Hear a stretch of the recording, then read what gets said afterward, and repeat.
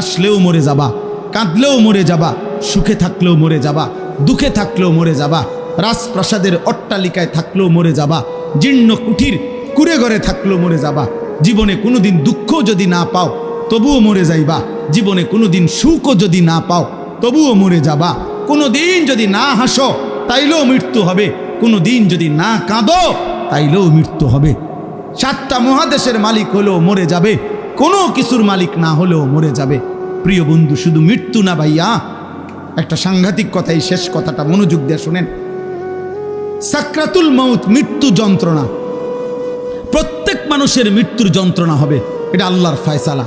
সে নবী হোক, উম্মত হোক, পৃথিবীর সর্বশ্রেষ্ঠ নেককার হোক আর পৃথিবীর সর্বশ্রেষ্ঠ কাফের হোক, নাফরমান হোক, মৃত্যু যন্ত্রণা সবার হবে। তিনি নবী হন আর উম্মত হন, মৃত্যু যন্ত্রণা সবার হবে। আমাদের প্রিয় নবী সাল্লাল্লাহু আলাইহি ওয়াসাল্লামেরও সাকরাতুল মাউত, মৃত্যু যন্ত্রণা ছিল, বিশুদ্ধ হাদিসের মধ্যে আছে। ইমানদারেরও মৃত্যু যন্ত্রণা হয়, নাফরমানেরও মৃত্যু যন্ত্রণা হয়। বাকি একটু পার্থক্য হইল, ইমানদারের মৃত্যুর যন্ত্রণা যখন শুরু হয়, খোদার কসম ইমানদার তখন খুশিতে আনন্দে উৎফুল্ল হয়ে যায়, আর দিল দিয়া তখন ভাবে আমার বন্ধুর সাথে মোলাকাতের সময় হয়ে গেছে। গত 40 বছর আমি যারে ডাকতাম দিবানিশি, আমার সেই মহান মাওলা, আমার মালিকের সাক্ষাতের টাইম হয়ে গেছে। এজন্য মুমিনের মৃত্যু যন্ত্রণা তার কাছে আনন্দকর, আনন্দকর, মজাদার, তৃপ্তিদায়ক, কারণ সে বুঝে এবার আমার মাহবুব, এবার আমার মাওলা, এবার আমার আল্লাহর সাথে আমার সাক্ষাৎ হবে। কিন্তু প্রিয় ভাই, আমি এই কথাটাই শুধু বুঝাইতে চাই, তাফসীরের মধ্যে আছে কোনো নাফরমানের, কোনো পাপী আল্লাহর প্রতি ঠিক মতো ঈমান নেয় নাই, হারামের উপরে ছিল, চুরি, ডাকাতি, জিনা, ব্যভিচার, মদ, জুয়া, সুদ, ঘুষ, কিস্তি, মা বোন বেপর্দা, বেহায়া, নাটক, সিনেমা, নাচ, গান, অশ্লীলতা, বেহায়াপনা, হারাম উপার্জন, এভাবে যে ব্যক্তি জীবন কাটাইছে, একটা উদাহরণ শুধু তাফসীরের মধ্যে লিখছে। ভাইয়া, এই উদাহরণটা শুধু শোনো, ছেলেরাও, বাবারাও, আমিও। এই পৃথিবীতে যদি কেউ, কিতাবে লিখছে যে 900 বছর একটানা, মনে করেন কেউ পৃথিবীতে হায়াত পাইছে, কয়শো বছর? এই 900 বছর সে আল্লাহর নাফরমানি করছে, আল্লাহর অবাধ্যতা করে গেছে, কিন্তু 900 বছরে 1 সেকেন্ড কোনোদিন তার কষ্ট হয় নাই, কোনোদিন সে কোনো দুঃখ, কষ্ট, বেদনা পায় নাই। মনে করেন, ধরে নেন 900 বছরে কোনোদিন কষ্ট কাকে বলে, দুঃখ কাকে বলে, যন্ত্রণা কাকে বলে সে বুঝে নাই, সে বুঝে নাই। খোদার কসম, তাফসীরের মধ্যে লিখছে, এমন ব্যক্তি 900 বছর টানা নাফরমানি করে কিন্তু কোনোদিন যে এক বিন্দু কষ্ট পায় নাই, ওই ব্যক্তিরও 900 বছর পরে যখন মৃত্যুর যন্ত্রণা শুরু হবে, আল্লাহর কসম, কসম খোদার তাফসীরে লিখছে, 1 সেকেন্ডের মৃত্যু যন্ত্রণা শুরু হলেই ওই নাফরমান তার 900 বছরের দুনিয়ার বেঁচে থাকার হায়াত, সুখ আর আনন্দ 1 সেকেন্ডেই ভুলে যাবে।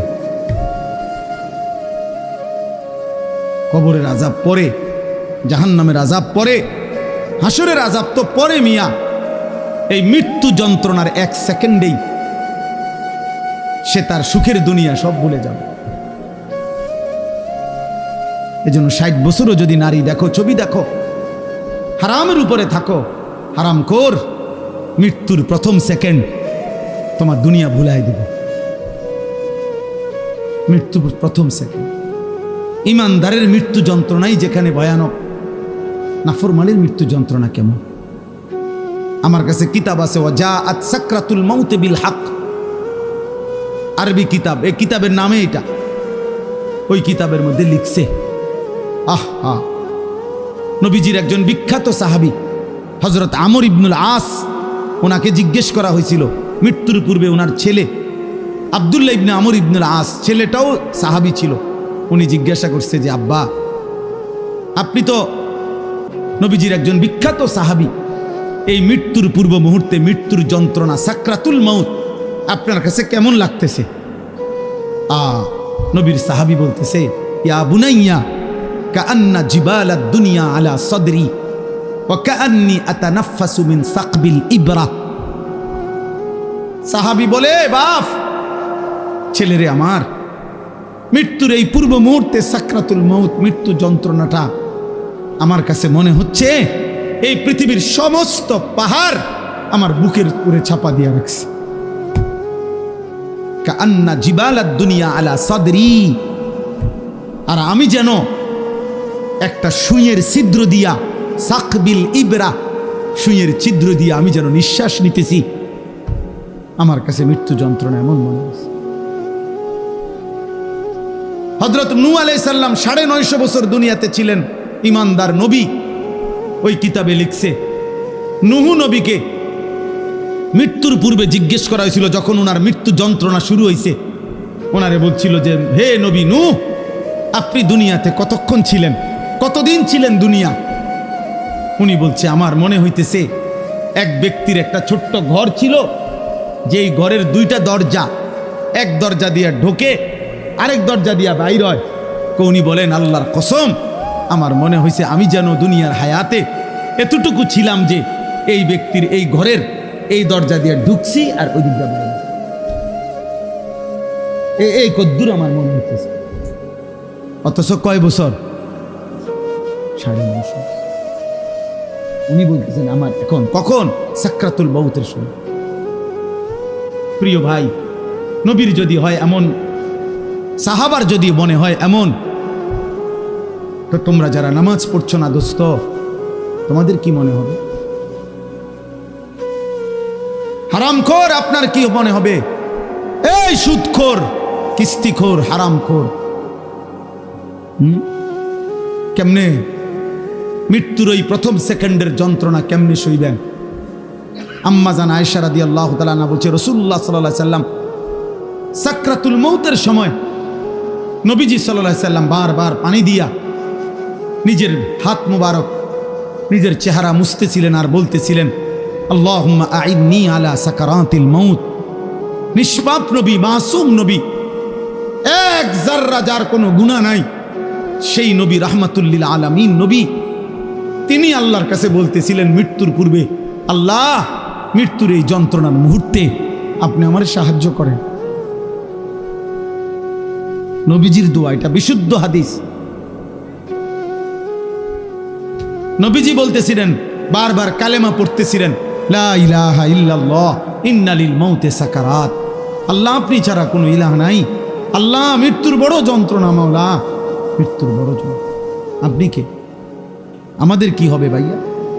এই শেষ আমার কথা, শেষ আমার। চাচারা, বাবারা, হ্যাঁ, আপনার আমল আপনি ঠিক করেন। ৬০ বছর বিড়ি খাইতে খাইতে কবরে যাইবেন, একটা গরু জবাই করে গেরাম খাবাইয়া আপনারে বেহেশত দিয়ে দিব। হ্যাঁ হ্যাঁ, ৪১ দিনের দিন গেরাম খাবাইয়া ৩ গরুর রূপে বর করে আপনি বেহেশতে যাইবেন গা। কি ভাবছেন চাচা? মস্কারি নাকি? আখেরাত মস্কারি, আখেরাত খামখেয়ালি। আপনার ৬০ বছরের সুদ, আপনার ৬০ বছরের কিস্তি, আপনার ৬০ বছরের বিড়ি, আপনার ৬০ বছরের গালি, আপনার ৬০ বছরের টেলিভিশনের নাচ গান, আপনার ৬০ বছরের নাটক সিনেমা দেখা, আপনার ৬০ বছরের চা দোকানের আড্ডা, ৪০ দিন পরে মানুষ ২০০ মেহমানদারি কইরা খালাস করলো, খালাস। খামখেয়ালি, হ্যাঁ, খামখেয়ালি মনে করছেন। আখেরাত, আখেরাতকে আমরা খামখেয়ালি মনে করছি। অসুবিধা নাই, মানে ওটা মনে করছে অসুবিধা নাই, আমার ফুতাইতে আছে, গরু জবাই করে গেরাম খাবাইব। হ্যাঁ, গরুর ভিডিও বার করে উনি ব্যস্ত যাবো না। হ্যাঁ হ্যাঁ, গরুর পিঠে করে বেহেশতে চলে যাবেন। দয়া করে ভাবতে শিখেন, দয়া করে ভাবতে শিখেন, দয়া করে ভাবতে শিখেন। আপনার ঈমান, আপনার আমল, আপনার সেজদা। আমি প্রত্যেক দিন বলি, আজকে ওই শেষ কথা বলে গেলাম। আমি অসংখ্যবার এই কথা বলি যে বাপ ভাই, দুনিয়ার ঘর আমনে একা না হইল, আমনে পুরা শেষ করতে না পারল অসুবিধা নাই, যে দূর পারেন রাইখা যান, বাকিরা ইসা করবে। হয়তো দাদা বিট বাঁধা গেছে, বাফে আইসা হয়তো সার ডালাই দিছে, এরপরে ফুতে আইসা চারিদিকের ইট গাইথা রুম দরজা জানালা সব ঠিকঠাক করে এখন থাকে। এরম হইতে পারে যে 3 পুরুষ মিল্লা একটা বাড়ি হয়তো ঠিক করছে, মাটির উপরের দুনিয়ার ঘর তো এটা সাজাইতে পারে এমন। কিন্তু আমার শেষ কথা, কবর নামের ওই ঘর, মাটির নিচের যেই ঘর, আপনার ঘর যদি আপনি না সাজাইয়া যান, খোদার কসম আমনের ফুতনাতি সাজাবে না। আল্লাহ তাআলা বলছেন এটা এক মানুষের উপরে সবচেয়ে বড় শাস্তি। 2টা থাপ্পড় দেওয়া তেমন কিছু নেই, একটু পরে ডইল্লা স্বাভাবিক হয়ে যায়। 2টা ঘুষি দিলেও তেমন কিছু হয় না, একটু ব্যথা লাগছে আর কি, একটু পরে ডইল্লা ডাইল্লা স্বাভাবিক হয়ে যায়। কিন্তু গুনার রাস্তায় অনবরত চলতে থাকে, কেউ তারে পিছন দিয়ে ডাকেও না, কেউ তাকে ফেরাইতেও চায় না, এমনকি আল্লাহও না, তো তারে আর ফিরাবে। এই জন্য আমরা খুতবা পড়ি যে নবী সাল্লাল্লাহু আলাইহি সাল্লামের শেখানো খুতবা সব হুজুররা পড়ে দেন না, মান ইয়াহদিহিল্লাহু ফালা মুদিল্লা লাহু ওয়া মান ইউদলিলহু ফালা হাদিয়া। এই ওয়াজের শুরুতে এটা পড়ে দেখেন না, অর্থ হলো আল্লাহ যাকে হেদায়েত দেয় তাকে কেউ পথভ্রষ্ট করতে পারবে না, আল্লাহ যাকে গুমরাহ পথ হারা করে দেয় তাকে কেউ হেদায়েত দিতে পারবে না। আব্দুল কাদের জিলানী রে বাইকটা যদি বড়ি বানাইয়া দেয় এরপর হবে, বাইজিদ বোস্তামিরে যদি বাইকটা তারা যদি ট্যাবলেট বানাইয়া দেয় তাইলেও হবে। এই জন্য ভাইয়া এটা খুব গুরুত্বপূর্ণ যে আমার যেন এমন মুসিবত না হয় জীবনে, গুনাহকে এত লম্বা করতে নাই, যার কারণে আল্লাহ তাআলা দিল শক্ত করে দিয়েছে। ফাকাসাত কুলুবুহুম, আল্লাহ তাআলা বলেন আমার বান্দা দীর্ঘদিন গুনাহ করছিল, নাফরমানি, তো আমি একদিন তার অন্তর পাথরের মতো শক্ত বানিয়ে দিলাম। ফাকাসাত কুলুবুহুম, শক্ত বানিয়ে দিলাম। এবার আর কোনোভাবে এই দিলের মধ্যে এক বিন্দু পরিমাণ নিজের পরিণতি হবে কি, নিজের যাবে কোথায়, এটা আর ভুলে গেছে। এটা বহুত বড় মুসিবত। নুয়াল্লিহি মা তাওয়াল্লা ওয়া নুসলিহি জাহান্নাম। আল্লাহ তাআলা বলেন আমার রাসূলের বিরুদ্ধে যে চলে এবং আমার মুমিনদের পথের উল্টো যে চলে, রব্বুল আলামিন বলেন একদিন আমি তাকে উল্টো পথেই চালাইতে থাকি। বেশি দিন আমার উল্টা চলতে চলতে রাসূলের একদিন আমি তাকে উল্টো পথেই চালাই, আর এই উল্টো পথেই একদিন তাকে আমি জাহান্নামে ফেলে দেব। আর কোনোদিন ফিরবার কথাও মনে পড়বে না। আহ আহ 60 বছর হয়ে গেছে, এবারে মইরে কবরে গেছে, এবার কিস্তি ওটার ফুতে শোধ করে বলেন তো, বুঝেন না এমনি কথাটা? ওনার ব্যাংকের লোন ওনার ফুতে শোধ করে, তো উনি কি মৃত্যু পর্যন্ত কোনোদিন মনে হয়েছিল ওনার কেমনে মনে হয় ওনার কিস্তি না চলে? ওনার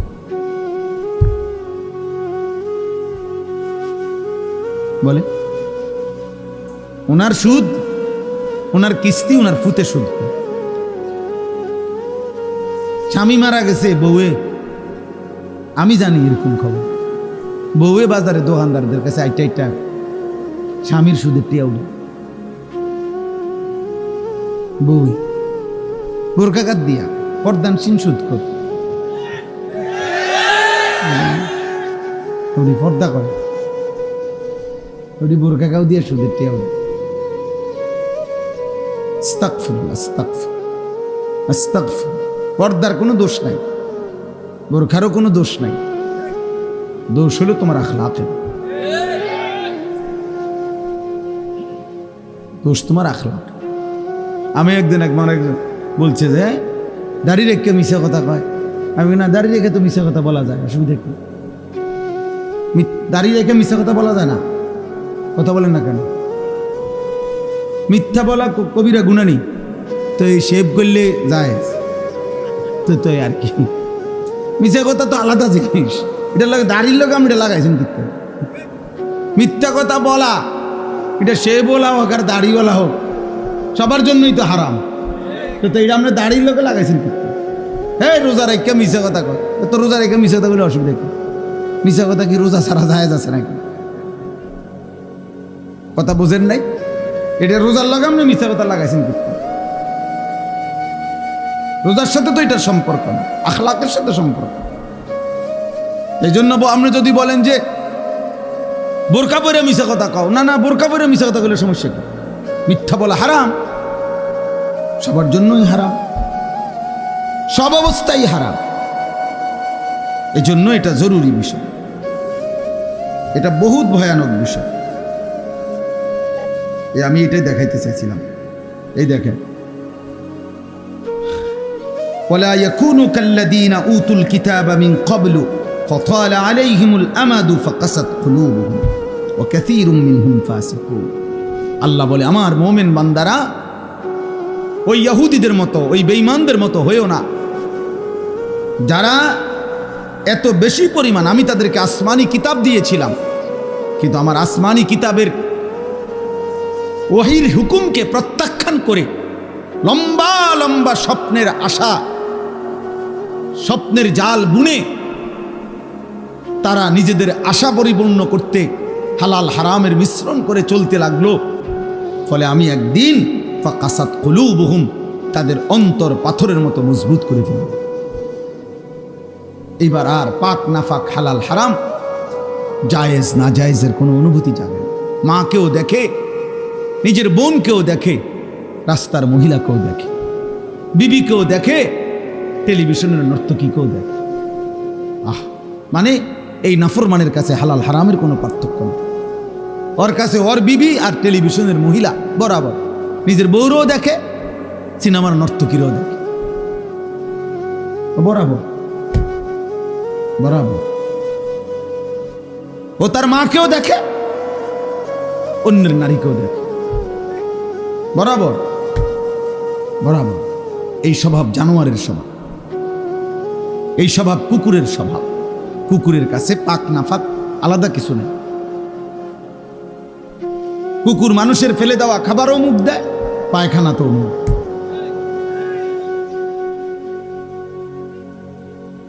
এই জন্য পাপীর স্বভাব মূলত কুকুরের স্বভাব। কুকুর উচ্ছিষ্ট ফেলে দেওয়া জিনিসে মুখ দেয়।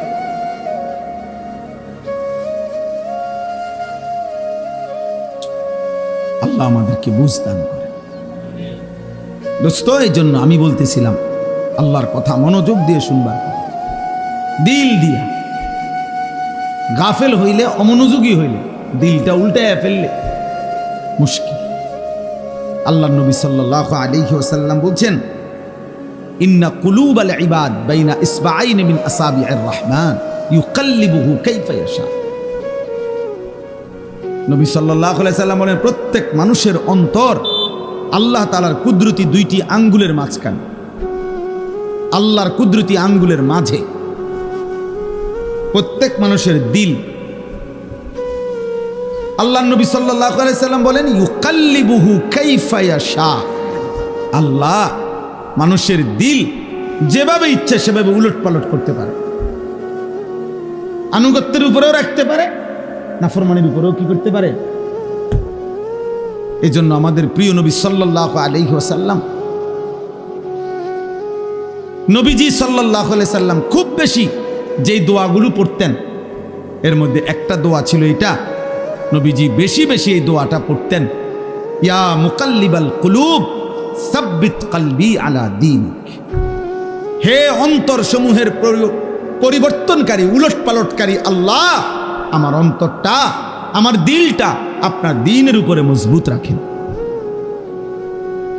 আমি যেন ঘুম যেতেও আপনাকে মনে রাখি, আমি যেন ঘুম থেকে উঠেও আপনাকে মনে রাখি, আমি যেন আপনাকে ভুলে না যাই, আপনাকে ভুলে না যাই, আমি যেন আপনাকে ঘুমাবার আগেও মনে রাখি, ঘুমাতে উঠেও মনে। এই জন্য নবী সাল্লাল্লাহু আলাইহি ওয়াসাল্লাম ঘুম যেতেও দোয়া পড়তেন, ঘুম থেকে উঠেও দোয়া করতেন কিনা?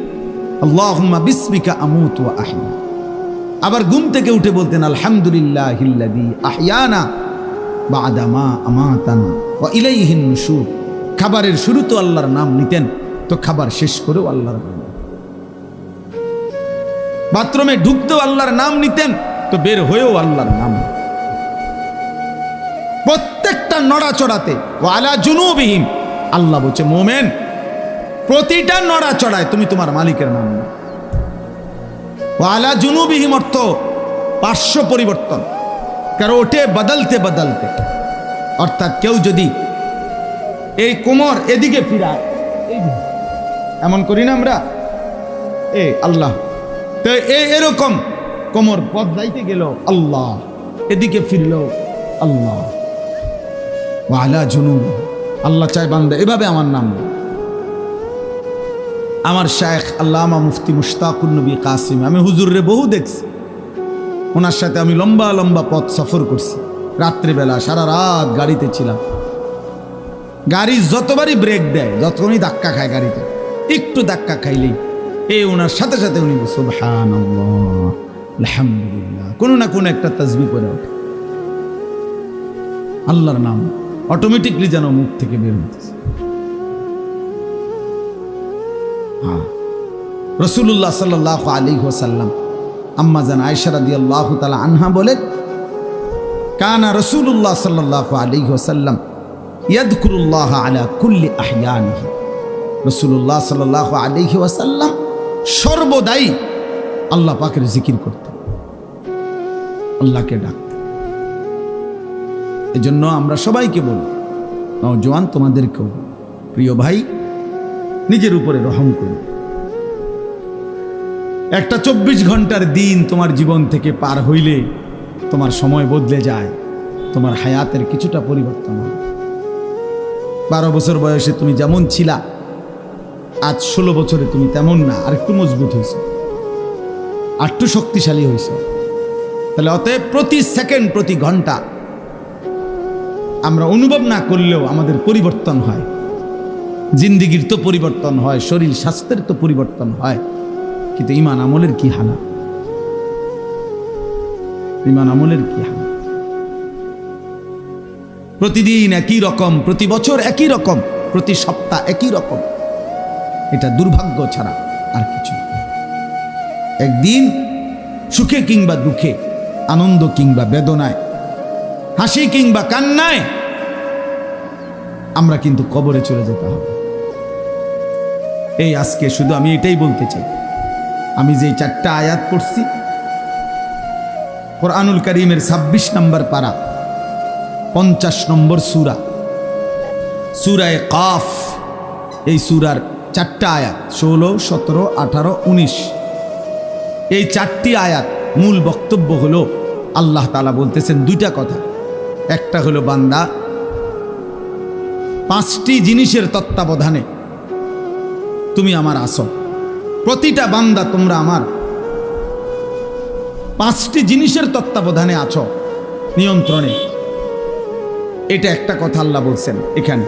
আরেকটা বলছেন এই তত্ত্বাবধান, এই নেগ্রান, এই পর্যবেক্ষণ, এই অবস্থার উপরেই একদিন সত্য সত্য তোমাদের মৃত্যুর যন্ত্রণা শুরু হবে, আর তোমাদের মৃত্যু হবে, তোমরা কবরে চলে যাবে। এই কথাটা আল্লাহ এখানে বলছে। 1 নম্বরে আল্লাহ বলছেন ওয়ালাকাদ খালাকনাল ইনসান। প্রথম কথা বান্দা মনে রেখো, সমস্ত মানুষ আমি আল্লাহই সৃষ্টি করেছি। তাই একটি মানুষ 1 সেকেন্ডের জন্য এই কথা ভাবার কোনো সুযোগ নাই আল্লাহকে। দুনিয়ার কারো ব্যাপারে আপনি এটা বলতে পারেন, দৌড় বেটা তোর নেতা, বেটা তোর নেতা, কেডা এত কেডা, আঙ্গালের ভূত কাঙ্গাল, এত কত বড় নেতা বেটা, পকেটে রাহি বেটা। মানুষ অনেক সময় কয় না, অহংকার দেখাইতে গিয়ে, যা বেটা বড়াই দেখাস বেটা। এ তো দুনিয়ার কারো ব্যাপারে বলা যায়, আল্লাহর ব্যাপারে বলা যাবে? আল্লাহ তাআলা বলেন আমাকে অস্বীকার করবা কেমনে বান্দা? আমি তো সৃষ্টি করেছি। ওয়ালাকাদ খালাকনাল ইনসান, আমি আল্লাহই তো সৃষ্টি করেছি। লাকাদ খালাকনাল ইনসানা ফি আহসানি তাকওয়িম, এই কায়নাতের সবচেয়ে সুন্দর আকৃতি দিয়ে আমি আল্লাহই তো মানুষকে সৃষ্টি করেছি। রব্বুল আলামিন বলেন, কোটি কোটি আমার সৃষ্টি বান্দা, চারিদিকে তাকিয়ে দেখো, ফুল কত সুন্দর, ফল কত সুন্দর, পাখি কত সুন্দর, গাছ কত সুন্দর, মাছ কত সুন্দর। কিন্তু আল্লাহ বলে, চারটা কসম করে বলি বান্দা, তুমি তার চাইতে কোটি গুণ বেশি সুন্দর। যদি ফুল এত সুন্দর হয়, যদি মাছ এত সুন্দর হয়, যদি এই পৃথিবীর পাখিগুলো এমন সুন্দর হয়, আল্লাহ বলেন, ওয়াত্তিনি ওয়াজ্জাইতুন ওয়া তুরি সিনিন ওয়া হাদাল বালাদিল আমিন, আমি চারটা কসম করে বলছি বান্দা, তুমি সবচাইতে বেশি সুন্দর। তোমারে বড় যত্ন করে বানিয়েছি, তোমারে আমি বানিয়েছি। ইন্না খালাকনাল ইনসানা মিন নুতফাতিন আমশাজ, আল্লাহ বলেন, তোমার বাবার কাছ থেকে বের হওয়া, তোমার মায়ের জরায়ুতে পৌঁছা, আমি আল্লাহর কুদরতে ওই এক ফোঁটা নাপাক বীর্য থেকেই আমি তোমাকে সৃষ্টি করেছি। এই বহু জায়গায় কথাগুলো বলছে আল্লাহ, একই কথা, একই কথা বলছে আল্লাহ তাআলা বলছে, ইন্না খালাকনাল ইনসানা মিন সুলালাতিন মিন তিন, আল্লাহ বলে শুকনো ঠনঠনে, কোনো কাদা নাই, পানি নাই, একদম শুকনো মাটি থেকে আমি আল্লাহই তোমাকে মানুষকে সৃষ্টি করেছি। রব্বুল আলামিন বলেন, ইয়া আইয়ুহাল ইনসানু মা গাররাকা বিরাব্বিকাল কারীম, আল্লাহ বলে, বান্দারে আমার, মানুষরে আমার, এমন দয়ালু মেহেরবান মাওলা আমি আল্লাহ, আমার মতো এমন দয়ালু মেহেরবান মাওলাকে ছেড়ে দিতে কে তোমাকে ধোঁকা দিল? কে তোমাকে বলল যে ওই মালিককে সেজদা দিও না? কে তোমাকে বুঝাইয়া দিল না ফরমান, এমন মালিকের নাফরমানি করো, এই মালিকের নিষেধ শুইনো না? আহ, সুদ কে হারাম করছে? ঘুষ কে হারাম করছে? মদ কে হারাম করেছে? জুয়া কে হারাম করেছে? চুরি কে হারাম করেছে? ডাকাতি কে হারাম করেছে?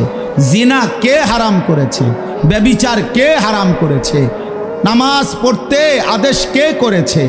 বেনামাজি হতে নিষেধ করেছে কে? এই নাফরমান। তাহলে এমন মালিকের নাফরমানি কেমনে করো? 365 দিনে খোদার এক বছরে কোনোদিনও ফজরের নামাজ পড়লা না, মুসলমানের বাচ্চা এত বড় জানোয়ার হয়?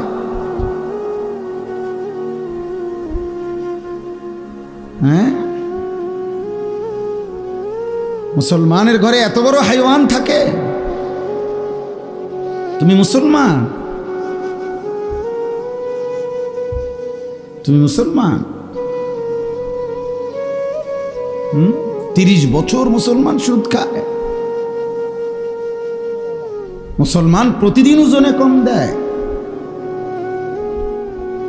মুসলমান সারা রাত নর্তকী দেখে, উলঙ্গ ছবি দেখে। মুসলমানের যুবক প্রতিদিন জিনার ব্যভিচার তালাশ করে। এই মুসলমান।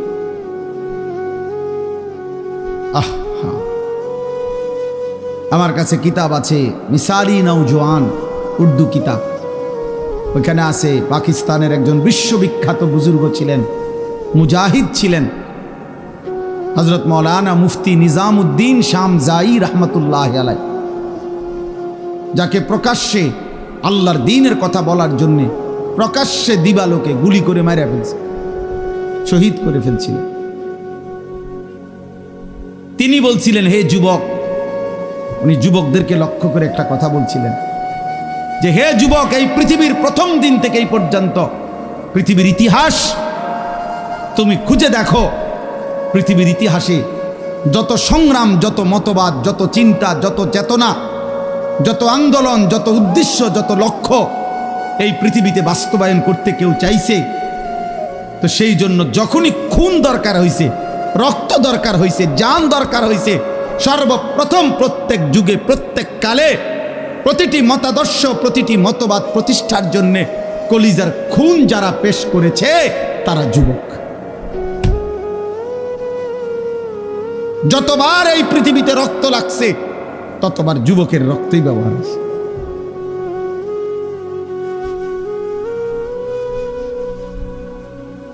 নওজোয়ানের রক্তই খুনই ব্যবহার।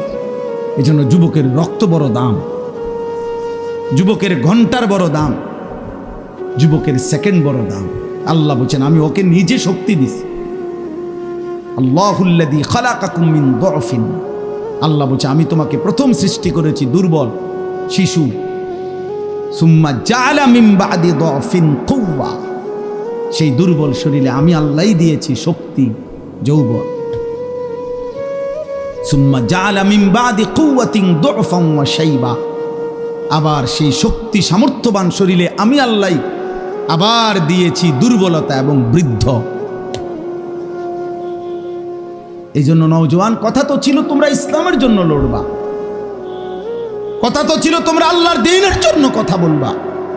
আহা, এমন সুন্দর জীবন তোমরা শত শত যুবক একেবারে ঠান্ডা মাথায় পরিকল্পিতভাবে বুঝে শুনে এমন সুন্দর রাত, হায়াত, দিন, ঘন্টা, নারী দেখতে দেখতে, ছবি দেখতে দেখতে, মোবাইল দেখতে দেখতে, অশ্লীল উলঙ্গ দৃশ্য দেখতে দেখতে, অনাদরে অবহেলায় এমন সুন্দর ঘন্টা, মিনিট, সেকেন্ড শেষ করে দিচ্ছে।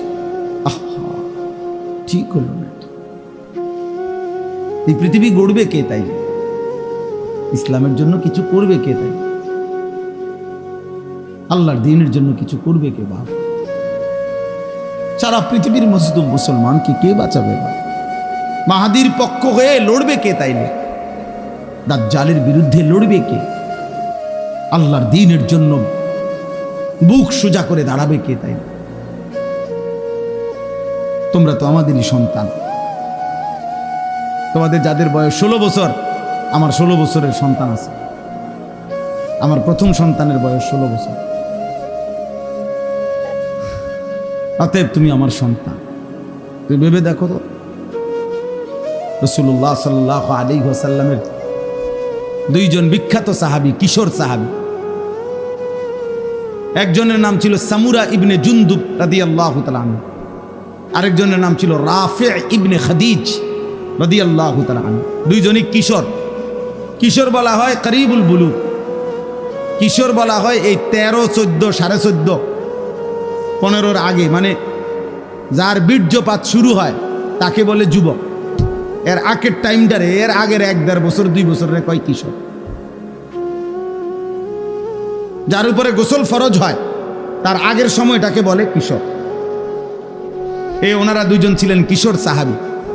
বদরের যুদ্ধের দিন দুইজনেই ওনারা যুদ্ধের ময়দানে, তো রাফে ইবনে, দুইজনেই আসছে লাইনে, কিন্তু রাফে ইবনে খাদিজ উনি একটু চালাকি করিয়া লাইনে যখন দাঁড়াইছে, তো বৃদ্ধাঙ্গুলির মধ্যে, সরাসরি হাদিসে আছে, বৃদ্ধাঙ্গুলির মধ্যে উনি একটু ভর দিয়া নিজের লম্বা দেখাইছে, ফলে উনার অনুমতি হয়ে গেছে ওই সাইজ দেখা, হে লম্বা আছে, ঠিক আছে, সমস্যা নাই, তাকে লগে মিলে।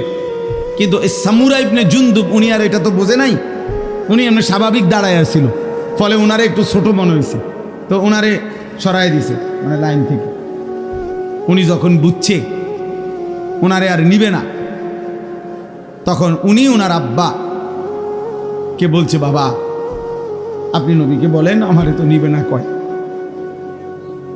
অথচ জানেন আব্বা, ওরে যে নিছে রাফে ইবনে খাদিজকে, ও আমার লগে কুস্তিতে পারবে না, কুস্তি লাগলে আমি ওরে হারাই লেতে পারো, আপনি কম নবী, আমার শক্তি বেশি, আমি সাইজে ছোট। আল্লাহ নবী সাল্লাল্লাহু আলাইহি সাল্লাম শুনে অবাক হয়ে গেছে, বলছে আচ্ছা তো লাগো তো দেখি। তো সত্যি সত্যি সামুরা ইবনে জুনদুব রাফে ইবনে খাদিজকে কুস্তিতে হারাইয়া ফেলছে। আল্লাহ নবী সাল্লাল্লাহু আলাইহি সাল্লাম দুইজন কিশোর সাহাবীর জিহাদের আগ্রহ দেখে দুইজনকেই অনুমতি দিয়ে দিয়েছে। দোস্ত আমার, এ তো ইতিহাস, এটা গল্প না। একটা মাহফিলের আয়োজন হয়েছে আর আমরা কিছু কথা বললাম আর আপনারা শুধু 2-4 বার সুবহানাল্লাহ কইয়া চলে গেলেন। না রে বাপ, এতটুকুর জন্য মাহফিল না। একটু বিবেক জাগানো, অনুভূতি জাগানো, আখিরাতের ফিকির জাগানো, পরকালের ভয় তৈরি করা, নিজেদের দায়িত্ব, কর্তব্য, আত্মপরিচয়। যে পরিচয় জানে না ভাইয়া, তার চাইতে বড় বদনসিব, হতভাগা আর কি। কোনো বাসের মধ্যে যদি কোনো প্যাসেঞ্জার উঠে, কন্ডাক্টর যদি বলে ভাড়া দেন, কই নামবেন? এই প্যাসেঞ্জার যদি বলে আমি জানি না আমি কোথায় নামবো, তোমার যেখানে ভাল লাগে তুমি নামাই দিও। আহা, এই কন্ট্রাক্টর ওই হেল্পার রে যে দরজার কাছে দাঁড়াইয়া মানুষ উড়ায়, ওরে কি বলবে যে এই পাগল করতে উড়াইনি, এই মাতাল দিক কই যাবে, এটাও কই তারা বলবে কি না? বলো ভাই, এই বলো না। তাইলে তোমরা যারা এক ওয়াক্ত নামাজ পড়ো না, তোমরা কই যাই বাবা? আমি জানতে চাইলাম তোমাদের, বলো না বাপ। তোমাদের যাদের চুল কাফেরের মতো, বেঈমানের মতো, এই ডান দিকে যাদের চুল বড়, বাম দিকে যাদের চুল বড়, সামনের দিকে যাদের চুল বড়, এই তো কাফেরের চুল। আর ঠিক কোন লাগতো না, এটাই সত্য, এটা ঠিকের কিতাব, এটাই তো সত্য কথা। হ্যাঁ, এটা কারো ঠিকের জন্য অপেক্ষা নাই, এটাই সত্য। আহা, বলো ভাই তুমি কোথায় যাবা এই চুলের ফ্যাশন নিয়ে? টার্গেট কি? মানে টার্গেট কি? কোন নারীকে দেখানো? তো আমরা পাঞ্জাবি টুপি পরে আমাদের কি বিবি মিলে নাই? এই পৃথিবীর টুপি দাড়িওয়ালা তাহলে বিয়ে করে নাই? তো তুমি কোন দিকে যাচ্ছ আমার দোস্ত? বলো প্রিয় ভাই, বলো। যাদের শরীর নাফাক, পেশাব পায়খানা করে ঠিক মতো টয়লেট পেপারও ব্যবহার করো না, পাক নাফাকের, বিশেষ করে পেশাব করে যারা পাক নাফাকের ধার না, এই নাপাক শরীর নিয়ে তুমি কোথায় যাবা ভাইয়া? টার্গেট কি? কোথায় থামবা গিয়ে? আজকের রাত যে তুমি সারা রাত মোবাইলে ছবি দেখা রাত 2টায় ঘুমায় গেলা, ছবি দেখতে দেখতে, উলঙ্গ নাচ দেখতে দেখতে এক সময় ক্লান্তিতে তোমার যে ঘুম চলে আসছে, এই ঘুম যদি আর না ভাঙে?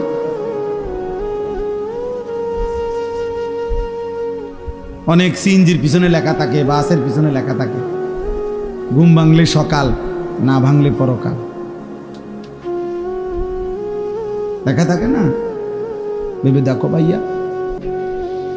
তো এই নাফাক শরীর কেউ তো জানলো না, তো তোমার গন্তব্য কোথায়? গন্তব্য কোথায়? এই জন্য আল্লাহ তাআলা বলছেন, বান্দা যাচ্ছ কোথায় তুমি? আমার থেকে ছুটবা কেমনে? আমি তো তোমাকে সৃষ্টি করেছি। ওয়ালাকাদ খালাকনাল ইনসান। এই জন্য এই কথা আল্লাহ প্রথম প্রত্যেককে মনে করাই দিছে, বান্দা মনে রেখো তুমি কিন্তু আমার সৃষ্টি।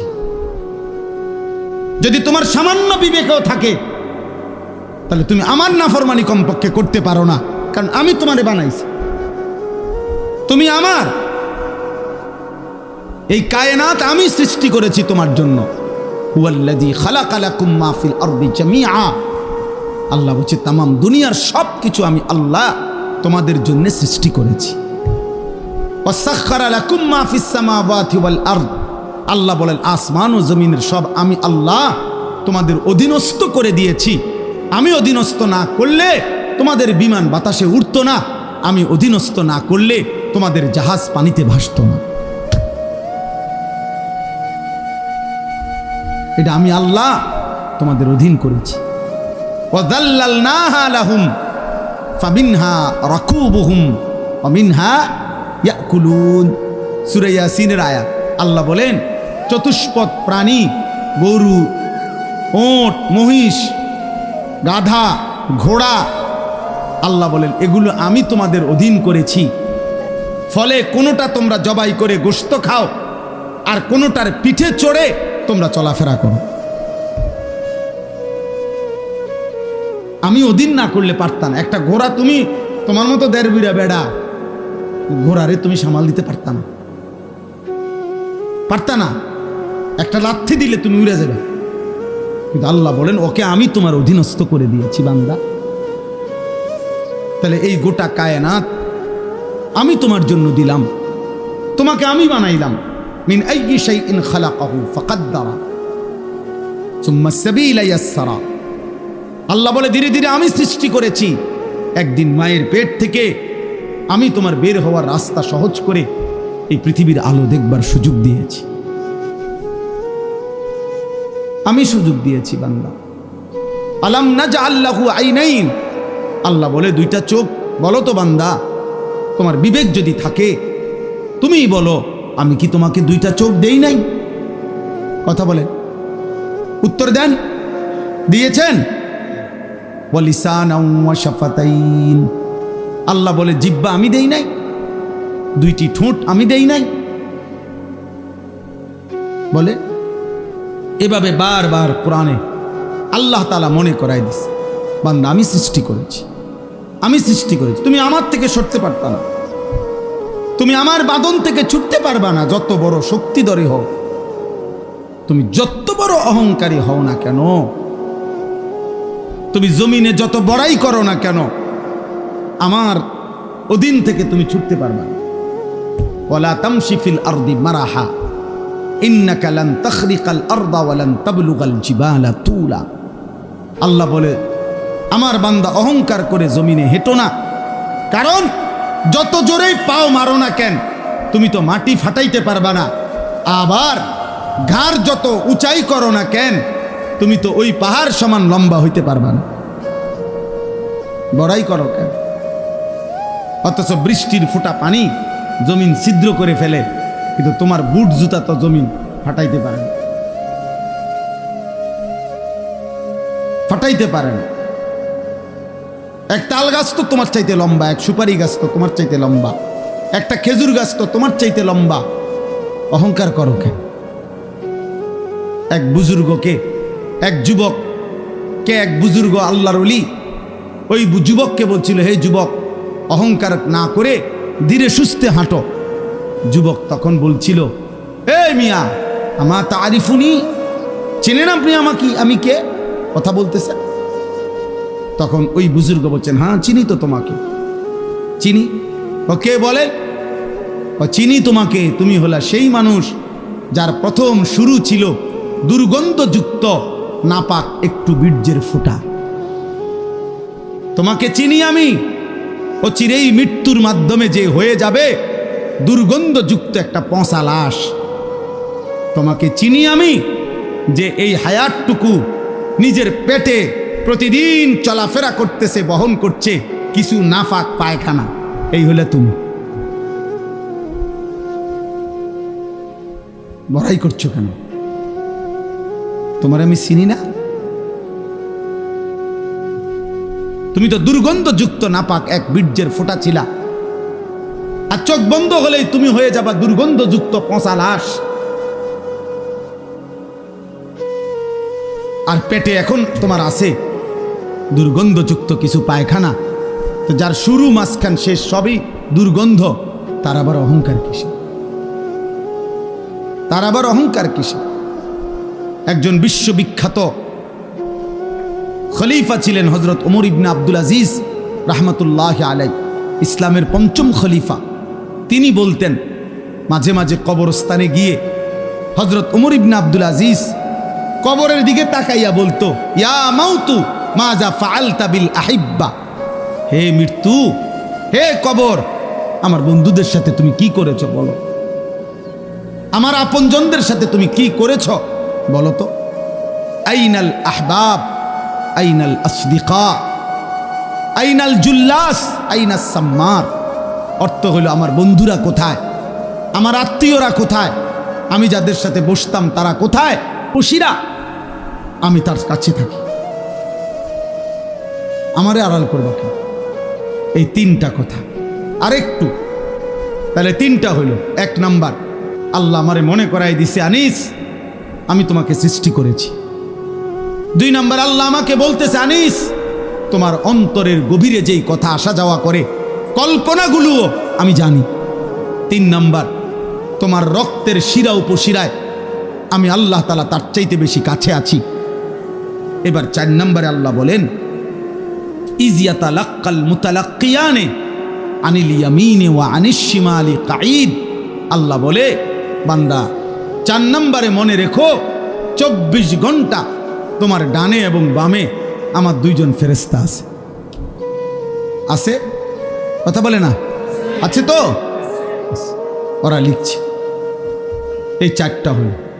5 নাম্বার, মা ইয়ালফিজু মিন কাউলিন ইল্লা লাদাইহি রাকিবুন আতীদ। আল্লাহ বলে, বান্দা তারা তো দুইজন আছেই, অতিরিক্ত আরেকজন ফেরেশতা আছে যে তোমার এই দুই জবান মানে দুই ঠোঁটের মাঝখানে যে জিহ্বা, এই জিহ্বা দিয়ে তুমি যা বলো, যখন যা বলো, যা করো, 24 ঘন্টায় তুমি যেই শব্দটাই বলো না কেন, উচ্চারণ করো না কেন, ভালো মন্দ, উপকারী অপকারী, জিকির দাও করো আর গালি দাও, আল্লাহ বলে এই জিহ্বা দিয়া যা বের হয়, আল্লাহ তাআলা বলেন আমার আরেকজন ফেরেশতা তোমার মুখের প্রতিটা উচ্চারণ লিখে রাখে। এই কয়টা হলো? 5টা। কয়টা? 5টা। 1, আমি তোমাকে সৃষ্টি করেছি, আমার থেকে যাইবা কেন? 2, তোমার অন্তরের গভীর বিষয়টা আমি জানি, আমার থেকে লুকাবা কেন?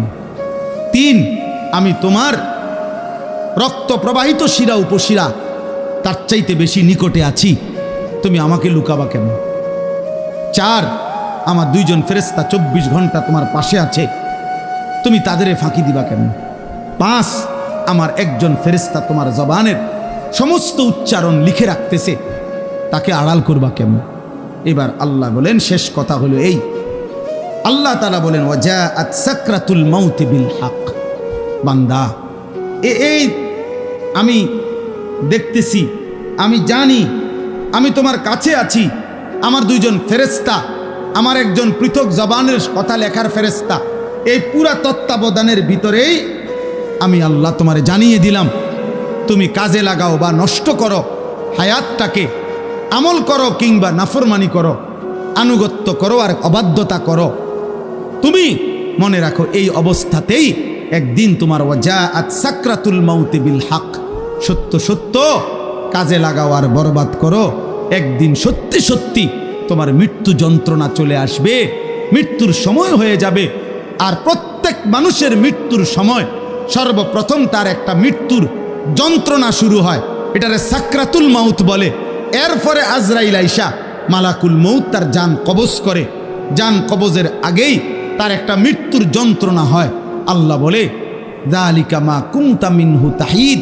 এই মৃত্যু যন্ত্রণা থেকেই বান্দা, এই মৃত্যু থেকে তুমি গত 40 বছর, 30 বছর, 60 বছর পলায়ন করতে চেয়েছিলে, কিন্তু সেই মৃত্যু যন্ত্রণা শুরু হবে। মৃত্যুর সময় আসবেই আসবে, হাসলেও মরে যাবা, কাঁদলেও মরে যাবা, সুখে থাকলেও মরে যাবা, দুঃখে থাকলেও মরে যাবা, রাজপ্রাসাদের অট্টালিকায় থাকলেও মরে যাবা, জীর্ণ কুঠির কুড়ে ঘরে থাকলেও মরে যাবা, জীবনে কোনোদিন দুঃখ যদি না পাও তবুও মরে যাইবা, জীবনে কোনোদিন সুখও যদি না পাও তবুও মরে যাবা, কোনোদিন যদি না হাসো তাইলেও মৃত্যু হবে, কোনোদিন যদি না কাঁদো তাইলেও মৃত্যু হবে। 7টা মহাদেশের মালিক হলেও মরে যাবে, কোনো কিছুর মালিক না হলেও মরে যাবে। প্রিয় বন্ধু, শুধু মৃত্যু না ভাইয়া, একটা সাংঘাতিক কথা, এই শেষ কথাটা মনোযোগ দিয়ে শুনেন। সাকরাতুল মাউত মৃত্যু যন্ত্রণা, প্রত্যেক মানুষের মৃত্যুর যন্ত্রণা হবে, এটা আল্লাহর ফয়সালা। সে নবী হোক, উম্মত হোক, পৃথিবীর সর্বশ্রেষ্ঠ নেককার হোক আর পৃথিবীর সর্বশ্রেষ্ঠ কাফের হোক, নাফরমান হোক, মৃত্যু যন্ত্রণা সবার হবে। তিনি নবী হন আর উম্মত হন, মৃত্যু যন্ত্রণা সবার হবে। আমাদের প্রিয় নবী সাল্লাল্লাহু আলাইহি ওয়াসাল্লামেরও সাকরাতুল মাউত মৃত্যু যন্ত্রণা ছিল, বিশুদ্ধ হাদিসের মধ্যে আছে। ইমানদারেরও মৃত্যু যন্ত্রণা হয়, নাফরমানেরও মৃত্যু যন্ত্রণা হয়। বাকি একটু পার্থক্য হইল, ইমানদারের মৃত্যুর যন্ত্রণা যখন শুরু হয় খুদার কসম ইমানদার তখন খুশিতে আনন্দে উৎফুল্ল হয়ে যায়, আর দিল দিয়া তখন ভাবে আমার বন্ধুর সাথে মোলাকাতের সময় হয়ে গেছে। গত 40 বছর আমি যারে ডাকতাম দিবানিশি, আমার সেই মহান মাওলা আমার মালিকের সাক্ষাতের টাইম হয়ে গেছে। এজন্য মুমিনের মৃত্যু যন্ত্রণা তার কাছে আনন্দকর, আনন্দকর, মজাদার, তৃপ্তিদায়ক, কারণ সে বুঝে এবার আমার মাহবুব, এবার আমার মাওলা, এবার আমার আল্লাহর সাথে আমার সাক্ষাৎ হবে। কিন্তু প্রিয় ভাই, আমি এই কথাটাই শুধু বুঝাইতে চাই, তাফসীরের মধ্যে আছে কোন নাফরমানের, কোন পাপী আল্লাহর প্রতি ঠিক মতো ঈমান নেয় নাই, হারামের উপরে ছিল, চুরি, ডাকাতি, জিনা, ব্যভিচার, মদ, জুয়া, সুদ, ঘুষ, কিস্তি, মা বোন বেপর্দা, বেহায়া, নাটক, সিনেমা, নাচ, গান, অশ্লীলতা, বেহায়াপনা, হারাম উপার্জন, এভাবে যে ব্যক্তি জীবন কাটাইছে, একটা উদাহরণ শুধু তাফসীরের মধ্যে লিখছে। ভাইয়া, এই উদাহরণটা শুধু শোনো, ছেলেরাও, বাবারাও, আমিও। এই পৃথিবীতে যদি কেউ, কিতাবে লিখছে যে 900 বছর একটানা, মনে করেন কেউ পৃথিবীতে হায়াত পাইছে, কয়শো বছর? এই 900 বছর সে আল্লাহর নাফরমানি করছে, আল্লাহর অবাধ্যতা করে গেছে, কিন্তু 900 বছরে 1 সেকেন্ড কোনোদিন তার কষ্ট হয় নাই, কোনোদিন সে কোনো দুঃখ, কষ্ট, বেদনা পায় নাই। মনে করেন, ধরে নেন 900 বছরে কোনোদিন কষ্ট কাকে বলে, দুঃখ কাকে বলে, যন্ত্রণা কাকে বলে সে বুঝে নাই, সে বুঝে নাই। খুদার কসম, তাফসীরের মধ্যে লিখছে, এমন ব্যক্তি 900 বছর টানা নাফরমানি করে কিন্তু কোনোদিন যে এক বিন্দু কষ্ট পায় নাই, ওই ব্যক্তিরও 900 বছর পরে যখন মৃত্যুর যন্ত্রণা শুরু হবে, আল্লাহর কসম, কসম খুদার তাফসীরে লিখছে, 1 সেকেন্ডের মৃত্যু যন্ত্রণা শুরু হলেই ওই নাফরমান তার 900 বছরের দুনিয়ার বেঁচে থাকার হায়াত, সুখ আর আনন্দ 1 সেকেন্ডেই ভুলে যাবে। কবরের আযাব পরে, জাহান্নামের আযাব পরে, হাসরের আযাব তো পরে মিয়া। এই মৃত্যু যন্ত্রণার 1 সেকেন্ডেই সে তার সুখের দুনিয়া সব ভুলে যাবে। এজন্য 60 বছরও যদি নারী দেখো, ছবি দেখো, হারামের উপরে থাকো, হারামখোর, মৃত্যুর প্রথম সেকেন্ড তোমার দুনিয়া ভুলাই দেবে। মৃত্যুর প্রথম সেকেন্ড। ইমানদারের মৃত্যু যন্ত্রণাই যেখানে ভয়ানক, নাফরমানের মৃত্যু যন্ত্রণা কেমন? আমার কাছে কিতাব আছে, ওয়াজাআত সাকরাতুল মাউত বিল হক, আরবি কিতাব, এই কিতাবের নামে এটা। ওই কিতাবের মধ্যে লিখছে, নবীজির একজন বিখ্যাত সাহাবী হযরত আমর ইবনুল আস, ওনাকে জিজ্ঞেস করা হয়েছিল মৃত্যুর পূর্বে, ওনার ছেলে আব্দুল্লাহ ইবনে আমর ইবনুল আস, ছেলেটাও সাহাবী ছিল। উনি জিজ্ঞাসা করছে যে, আব্বা, আপনি তো নবীজির একজন বিখ্যাত সাহাবী, এই মৃত্যুর পূর্ব মুহূর্তে মৃত্যুর যন্ত্রণা, সাকরাতুল মাউত আপনার কাছে কেমন লাগতেছে? নবীর সাহাবী বলতেছে, ইয়া বুনাইয়া কাআন্না জিবালাদ দুনিয়া আলা সদরি ওয়া কাআন্নি আতানাফাসু মিন সাকবিল ইবরা। সাহাবী বলে, বাপ, ছেলেরে আমার, মৃত্যুর এই পূর্ব মুহূর্তে সাকরাতুল মাউত, মৃত্যু যন্ত্রণাটা আমার কাছে মনে হচ্ছে এই পৃথিবীর সমস্ত পাহাড় আমার বুকের উপরে চাপা দিয়ে রাখছে।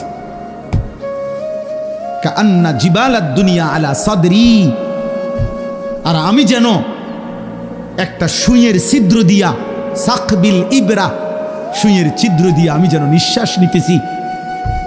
আমার কাছে মৃত্যু যন্ত্রণা এমন মনে হচ্ছে। হযরত নূহ আলাইহিস সালাম 950 বছর দুনিয়াতে ছিলেন, ইমানদার নবী। ওই কিতাবে লিখছে, নূহ নবীকে মৃত্যুর পূর্বে জিজ্ঞেস করা হয়েছিল, যখন ওনার মৃত্যু যন্ত্রণা শুরু হয়েছে, ওনারে বলছিল যে, হে নবী নূহ, আপনি দুনিয়াতে কতক্ষণ ছিলেন, কতদিন ছিলেন দুনিয়া? উনি বলছে, আমার মনে হইতেছে এক ব্যক্তির একটা ছোট্ট ঘর ছিল, যেই ঘরের 2টা দরজা, এক দরজা দিয়া ঢোকে, আরেক দরজা দিয়া বাইর হয়। উনি বলেন, আল্লাহর কসম, আমার মনে হয়েছে আমি যেন দুনিয়ার হায়াতে এতটুকু ছিলাম যে এই ব্যক্তির এই ঘরের এই দরজা দিয়ে ঢুকছি আর ওই দিক দিয়ে বাইরে। এই কদ্দুর আমার মনে হইতেছে। অথচ কয় বছর?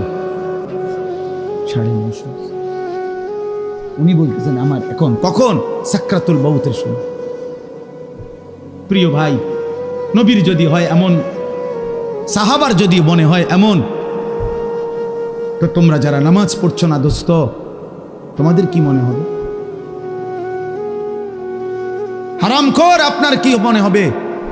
এই সুদখোর, কিস্তিখোর, হারামখোর, কেমনে মৃত্যুর ওই প্রথম সেকেন্ডের যন্ত্রণা কেমনে সইবেন? আম্মা জান আয়েশা রাদিয়াল্লাহু তাআলা আনহা বলছে, রাসূলুল্লাহ সাল্লাল্লাহু আলাইহি সাল্লাম সাকরাতুল মউতের সময় নবীজি সাল্লাল্লাহু আলাইহি সাল্লাম বারবার পানি দিয়া নিজের হাত মুবারক, নিজের চেহারা মুছতেছিলেন আর বলতেছিলেন, আল্লাহুম্মা আইন্নি আলা সাকারাতিল মউত। নিষ্পাপ নবী, মাসুম নবী, এক যাররা যার কোনো গুনাহ নাই, সেই নবী রাহমাতুল লিল আলামিন নবী, তিনি আল্লাহর কাছে বলতেছিলেন মৃত্যুর পূর্বে, আল্লাহ মৃত্যুর এই যন্ত্রণার মুহূর্তে আপনি আমার সাহায্য করেন। নবীজির দোয়া, এটা বিশুদ্ধ হাদিস। নবীজি বলতেছিলেন, বারবার কালেমা পড়তেছিলেন, লা ইলাহা ইল্লাল্লাহ ইন্না লিল মাউতি সাকারাত। আল্লাহ আপনি ছাড়া কোনো ইলাহ নাই, আল্লাহ মৃত্যুর বড় যন্ত্রণা, মাওলা মৃত্যুর বড় যন্ত্রণা। আপনি কে? আমাদের কি হবে ভাইয়া? এই শেষ আমার কথা, শেষ আমার। চাচারা, বাবারা, হ্যাঁ, আপনার আমল আপনি ঠিক করেন। 60 বছর বিড়ি খাইতে খাইতে কবরে যাইবেন, একটা গরু জবাই করে গেরাম খাবাইয়া আমনেরে বেহেস্ত দিয়ে দিব। হ্যাঁ হ্যাঁ, 41 দিনের দিন গেরাম খাবাইয়া 3 গরুর রূপে বর করে আমনে বেহেস্তে যাইবেন গা। কি ভাবছেন চাচা? মস্কারি নাকি? আখেরাত মস্কারি, আখেরাত খামখেয়ালি। আমনের 60 বছরের সুদ, আমনের 60 বছরের কিস্তি, আমনের 60 বছরের বিড়ি, আমনের 60 বছরের গালি, আমনের 60 বছরের টেলিভিশনের নাচ গান, আপনার 60 বছরের নাটক সিনেমা দেখা, আপনার 60 বছরের চা দোকানের আড্ডা, 40 দিন পরে মানুষ 200 মেহমানদারি কইরা খালাস করলো, খালাস। খামখেয়ালি, হ্যাঁ খামখেয়ালি মনে করছেন। আখেরাত, আখেরাতকে আমরা খামখেয়ালি মনে করছি। অসুবিধা নাই মানে আমরা মনে করছি অসুবিধা নাই, আমার ফুতাইতে আছে, গরু জবাই করে গেরাম খাবাইব। হ্যাঁ, গরুর ফিডও বার করে উনি ব্যস্ত যাবো গা। হ্যাঁ হ্যাঁ, গরুর পিঠে করে বেহেস্তে চলে যাবে উনি। দয়া করে ভাবতে শিখেন, দয়া করে ভাবতে শিখেন, দয়া করে ভাবতে শিখেন। আপনার ঈমান, আপনার আমল, আপনার সেজদা। আমি প্রত্যেক দিন বলি, আজকে ওই শেষ কথা বলে গেলাম। আমি অসংখ্যবার এই কথা বলি যে বাপ ভাই, দুনিয়ার ঘর আমনে একা না হইল, আমনে পুরা শেষ করতে না পারলেও অসুবিধা নাই, যে দূর পারেন রাইখা যান, বাকিরা আইসা করবে। হয়তো দাদা বিট বাঁধা গেছে, বাফে আইসা হয়তো সার ডালাই দিছে, এরপরে ফুতে আইসা চারিদিকের ইট গাইথা রুম দরজা জানালা সব ঠিকঠাক করে এখন থাকে। এরম হইতে পারে যে 3 পুরুষ মিল্লা একটা বাড়ি হয়তো ঠিক করছে, মাটির উপরের দুনিয়ার ঘর তো এটা সাজাইতে পারে এমন। কিন্তু আমার শেষ কথা, কবর নামের ওই ঘর, মাটির নিচের যেই ঘর, আপনার ঘর যদি আপনি না সাজাইয়া যান, খোদার কসম আমনের ফুত নাতি সাজাবে না। গরুর গোস্ত আর ফার্মের মুরগা দিয়া, পাঙ্গাস মাছ দিয়া আমনের কবর রাজা মা হইত না কাকা। জি না, কিছু সোয়াব হইতারে, কিন্তু ফিডা আশা করা যায় না। মাটিতে তো পড়ব, উনি তো মাটিতে থাকতে তখন। আল্লাহ আমাদেরকে হেফাজত করেন। এজন্য চা দোকানের বিরোধিতা করবেন না, নিজের ঈমান আমল নিয়ে ভাবেন। মসজিদের সাথে সম্পর্ক করেন, নামাজের সাথে সম্পর্ক করেন। দুনিয়ার প্রয়োজন শেষ করতে পারতেন না, আমনে সত্য মিথ্যা সুদ ঘুষ কিস্তি দিয়েও আপনার সংসারের প্রয়োজন আপনি শেষ করতে পারবেন না। আপনি মরার পরেও সংসারের বহু খরচ বাকি থাইকা যাবে। আমনে মরার 6 মাসের মাথা দেখবেন আমনের ঘরে সোফার কোনা ভাঙ্গা গেছে, জানালার গ্রিল নষ্ট হইয়া গেছে, দরজার সিটকারি খুলিয়া গেছে, বাথরুমের প্লাস্টিকের দরজা ইডি ভাঙ্গা ঠুরঠুর হয়ে গেছে, জুরজুর হইয়া গেছে। এগুলা নাই। অনেক কিছুই আবার করতে হবে সন্তানরা। কাজে দুনিয়া আপনি আপনার বিবি বাচ্চার দুনিয়া শেষ করতে পারতেন না, ওরা আবার করতে হবে। তো কাজে কেন মিথ্যা বললেন, কেন সুদ খাইলেন, কেন কিস্তি নিলেন, কেন হারাম খাইলেন, কেন ওজনে কম দিলেন, বিনিময়ে পরিবারের অভাব তো দূর করতে পারলেন না, ফাঁকি দিয়া নিজের আখিরাতটা নষ্ট করলেন। অতএব দয়া করে প্রত্যেকেই নিজ হায়াতে, যার হায়াত আছে যতক্ষণ, সুযোগ আছে ততক্ষণ এখন তওবা করেন, এখন চোখের পানি ফেলেন, এখন কাঁদেন, ইনশাআল্লাহ বরকত হবে। আল্লাহ তাআলা আমাদেরকে তৌফিক দান করেন, আল্লাহ তাআলা আমাদেরকে কবুল করেন। আজকের এই মাহফিল আল্লাহ তাআলা বরকত দান করেন।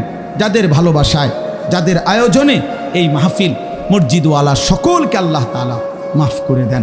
আমার কিশোর ছেলেরা একজনও যদি বুঝে থাকো ভাইয়া, সবাই একসাথে বদলাবে না, আমরা এটা জানি বাপ, কিন্তু আমার অনুরোধ রইল নওজোয়ান তোমাদের কাছে, দয়া করে তোমরা প্রত্যেকেই নামাজ পড়ো, গুনাহ ছাড়ো বাপ, মোবাইলের ছবি, নারীর নেশা কমাও বাপ। যে চাহিদা আল্লাহ দিছে আল্লাহ সেটা পূরণ করে দিবে। পেটের খিদা যিনি দিছেন তিনি খাবারেরও ব্যবস্থা করছেন, পানির তৃষ্ণা যিনি দিছেন তিনি পানিরও ব্যবস্থা রাখছেন। অতএব লজ্জাস্থানের চাহিদা যিনি দিয়েছেন, হালাল স্ত্রী তিনি ব্যবস্থাও করে দিবেন। তুমি সবর করো, কুত্তার মতো, জানোয়ারের মতো পরের নারীর দিকে হা করে তাকায় থাইকো না বাপ। এই জীবন একদিন তোমারে জাহান্নামেই নিয়ে যাবে, একদিন ধিক্কৃত করবে। কোনো নেশাখোর, গাঁজাখোর, কোনো জিনাখোর, কোনো ব্যভিচারী, কোনো লম্পট চরিত্রহীনকে পৃথিবী কোনোদিন 100 কোটি বছর পরেও পৃথিবী তাকে কোনোদিন সম্মানের সাথে স্মরণ করবে না, তাকে লানতেই দিবে, অভিশাপই দিবে। আরো 1000 কোটি বছর পরেও ফেরাউন নিকৃষ্টই থাকবে, আরো 100 কোটি বছর পরেও জুনায়েদ বাগদাদি সম্মানিতই থাকবে।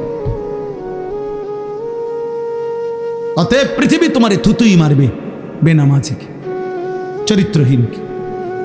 আল্লাহ আমাদেরকে হেফাজত করেন, আল্লাহ সকলকে কবুল আর মনসুর করেন। আলহামদুলিল্লাহ রাব্বিল আলামিন। আল্লাহর কথা বসে শোনা এটা আদব, এটা জরুর, গুরুত্বপূর্ণ। বসে শুনতে হয়, এতে বরকত হয়, এতে বরকত হয়। নবী সাল্লাল্লাহু আলাইহি ওয়াসাল্লাম যেখানেই কথা বলতেন, সাহাবায়ে কেরাম নবী সাল্লাল্লাহু আলাইহি ওয়াসাল্লামের কথা বসে শুনতেন। হযরত জিবরাইলের মতো ফেরেশতা যখন নবীজির কাছে মানুষের আকৃতিতে আসতেন, তখন নবীজির সামনে মুখোমুখি হয়ে বসতেন।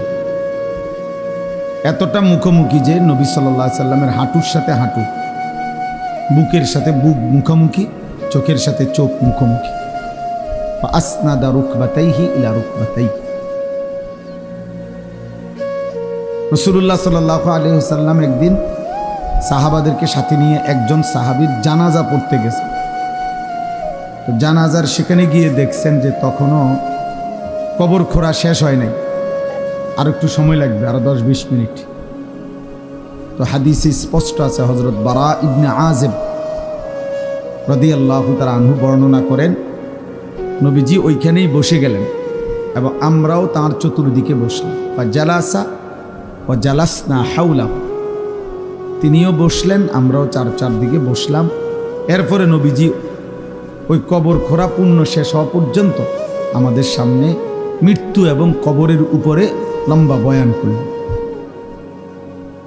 তাইলে একটা কবরস্থান যেখানে কবর দাফন হবে, সেটা স্বাভাবিকভাবে ওয়াজের কোনো স্টেজ না, প্যান্ডেলও না, এবং ওইখানে হয়তো এতটা মুনাসেব জায়গাও না, কিন্তু এরপরেও নবীজি বসছেন, তো সাহাবীরা বসছেন, যেরকমই হোক জায়গাটা। এরপরে নবীজির কথা সাহাবারা শুনছে। অথচ এখানে তো এটা বসার জন্য ইন্তজাম করা হয়েছে, এখানে বসবে না কেন? এই জন্য ভাইয়া এটা জরুরি, সবসময় মনে রাখবে। এটা তো একটা সার্কাস না যে ম্যাজিক। কিছুক্ষণ দেখে গেলাম আগের দিনের বাজারে বাজারে যে ওষুধ বেচত ক্যাম্বাসাররা, ওই মানুষ চারদিকে ঘিরাও দিয়ে দাঁড়াইতো, মাঝখান দিয়ে ওষুধ বেচত, গান গাইতো। আমার ছোট্টবেলায় মনে আছে, একবারে 2-3-তে পড়ি যে সময়, প্রাইমারি। আমার বোনের বাড়িতে গেলে, আমার বোন জামাই বাজারের বড় ব্যবসায়ী ছিল, তো মাঝে মধ্যে এগুলা যে ক্যাম্বাসাররা ওষুধ বেচে এগুলা শুনতে যাইতাম, ছোট আছিলাম। তো বলতো যে এখনই গান শুরু হবে, আপনারা মনোযোগ দিয়ে গান শুনেন। এই এক লাইন হয়তো গান কইছে, এরপরে হইতে আবার ওই হইতে ওষুধের কাহিনী করে, গান আর শেষ হয় না। এরপরে আপনার এই ওষুধটা 4টা কাজ করে, ওই ওষুধ বেছে। এই যে ওইখানে মানুষ যেরকম গোল হইয়া দাঁড়ায়, তো এইটা তো এমন না। এই জন্য ভাই আল্লাহর কথা মনোযোগ দিয়ে বসে শুনতে হবে, সবসময় মনে রাখতে হবে। কোনো গাফেল মানুষ, অমনোযোগী, আল্লাহর কথা তার কলিজায় পৌঁছায় না। 2 নম্বর কথা হলো হাতে ধরা সবগুলো মোবাইল বন্ধ করতে হবে। একজনও, ছোট বড়, জওয়ান বুড়া, হুজুর পাবলিক, টুপিওয়ালা টুপি ছাড়া কেউ হই মোবাইল হাতে ধরে ভিডিও বা রেকর্ড করা যাবে। আমি নয়তো উঠাই দেব, দমক দেব, আপনি শরম পাইবেন, শক্ত দমক দেব। আর যদি নিজে চলে যায় সমস্যা না, আমার পক্ষ থেকে অনুরোধ, যে কেউ চলে গেলে সমস্যা নেই। আমার এটা তো কোনো নির্বাচনী জনসভা না, আর আমি কোনো প্রার্থীও না, আমার কোনো মার্কা নেই। অতএব আমি জনসমর্থন দিয়ে কি করি? অনেক মানুষ হইলেও সমস্যা নাই, কম হইলেও সমস্যা। আল্লাহর কথা একজনের জন্য যে পরিমাণ গুরুত্ব, 1,00,000 জনের জন্য সেই পরিমাণই গুরুত্ব, বরাবর সমান গুরুত্ব। নবী সাল্লাল্লাহু আলাইহি ওয়াসাল্লাম একজনকেও কালেমার দাওয়াত দিয়েছেন, 1000 জনকেও দাওয়াত দিয়েছেন। এজন্য ভাই একটা ছেলেও কিছুক্ষণ সময়, আমরা একদম ঘড়ি ধরা, টাইম হিসাব করা। অতএব অল্প একটু সময় মনোযোগ দিয়ে আমাদের চেহারার দিকে তাকিয়ে আল্লাহর কথা শুনলে বরকত। গাফলত যেই বা বোতল উল্টায় রাখে, যেই গ্লাস উল্টায় রাখে, সেটাতে 1 সাগর পানি ঢাললেও সেই গ্লাস কোনো দিন পুরবে না। তাহলে পানির সমস্যা না, মূলত এটা উল্টানো ছিল, এই জন্য সমস্যা। বালতি উল্টায় রাখছে, কলস উল্টায় রাখছে। এই জন্য যে মানুষের দিল গাফেল, তার দিলে তার সামনে 1000 কথাও কোনো কাজ হয় না। নবী সাল্লাল্লাহু আলাইহি ওয়াসাল্লাম বলছেন, কিছু মানুষের দিল কাল কুজে নির্বাদান, উল্টানো কলসির মতো, উল্টানো কলসি। এবং নবী বলছে যে উল্টা পিঠটা, একে তো কলসিটা উল্টানো, আবার এই উল্টা পিঠে কলসের যে পিঠটা, এটা আলকাতরা দিয়ে মাইখা রাখছে। মানে এটা এমন ফিসলা যে এটার মধ্যে 1 ফোঁটা পানি 1 সেকেন্ড থাকবে এমন না, যে একেবারে আলকাতরা দিয়ে মাইখা লাগছে। এটা মানে পানি লাগলেই ছাত করে পড়ে যায়, 1 সেকেন্ড পানি থাকে। কিছু নাফরমানের দিল, নবী বলছে এরকম গুনাহ করতে করতে, আল্লাহর নাফরমানি করতে করতে দিলটা এতটা উল্টে আছে যে এই উল্টা দিলের মধ্যে যেন আলকাতরা মাইখা রাখছে। ফলে এখন আর, নবীজি বলছেন, লা ইয়ারিফু মারুফান ওয়ালা ইউনকিরু মুনকারা। এই নাফরমানের দিলে কোনো নেক কাজও সে বুঝে না, কোনো গুনাহকেও সে গুনাহ মনে করে। গুনাহকেও গুনাহ, হাসতে হাসতে বিড়ি খায়, কথা কয়, গপ করে, বিড়িও খাইতেছে। এইটা যে গুনাহ, এটা ওনার অনুভূতি আছে মনে হয়, বুঝলেন না? পানও খায়, বিড়িও খায়, একরকম, ওটা বরাবর। চাও খায়, বিড়িও খায়, সিগারেটও, দুটোটা ওনার কাছে সেই। কোনোদিন আর বিবেক জাগে না, অনুভূতিও না। সবার সামনে খোলামেলা, সবার সামনে প্রকাশ্যে দিনের আলোকে বসে বসে টেলিভিশনের মধ্যে নর্তকীর নাচ চলতেছে, উনি দেখতেছে, অথচ সেটা যে পাপ, এটা যে একটা গুনাহ, হ্যাঁ, এই অনুভূতিটাও নেই। এটা বহুত বড় দুর্ভাগ্য। 30 বছর ধরে প্রত্যেক দিন সুদ খায়, মিশা কথা কয়, হাসতে হাসতে, কথায় কথায় গালি দেয়, হাসতে হাসতে গালি দেয়, আবার অন্যরা মজা পায় গালি দিলে, দিছিনি তোরে অন। তার মানে গুনাহকে আর গুনাহ মনে হয়। লা ইয়ারিফু মারুফান ওয়ালা ইউনকিরু মুনকার। আল্লাহ নবী সাল্লাল্লাহু আলাইহি সাল্লাম বলে, যার দিল উল্টে যায় আল্লাহর নাফরমানি করতে করতে, আলকাতরার মতো হয়ে যায়, ওই নাফরমানের দিলে আর কোনো নেক কাজ নেক মনে হয় না, গুনাহের কাজকে গুনাহ মনে হয়, গুনাহ মনে হয়। বাটপারির জন্য আরো পরিকল্পনা করে, সুদের ব্যবসার জন্য আরো অফিস খুলছে। তার মানে আমার সুদের উপরে আমি আরো লোক রাখছি, আরো সুদের পরামর্শদাতা আছে। আপনারা বলেন আরো কি লেটেস্ট পদ্ধতিতে সিটারি করা যায়? সিটারের উপরে আরো পরামর্শ চলতেছে, হারামের উপর। আস্তাগফিরুল্লাহ। কোন মানুষের উপরে সবচেয়ে বড় মুসিবত এটা। কোন মানুষের সবচেয়ে বড় বিপদ কি? যে তার গন্তব্য ভুলে যায়। ফাআনসাহুম আনফুসাহুম। আল্লাহ বলছে, আমাকে ভুলে গেলে আমি তোমারে ভুলাই দেব, আমি তোমাকে ভুলিয়ে দেব। কি ভুলিয়ে দেব? তোমার আখিরাত, তোমার কবর। ফাআনসাহুম মাসালিহাহুম ফাআনসাহুম আখিরাতাহুম। আল্লাহ বলেন, আমি তার কল্যাণ ভুলিয়ে দেব, আমি তার আখিরাত ভুলিয়ে দেব।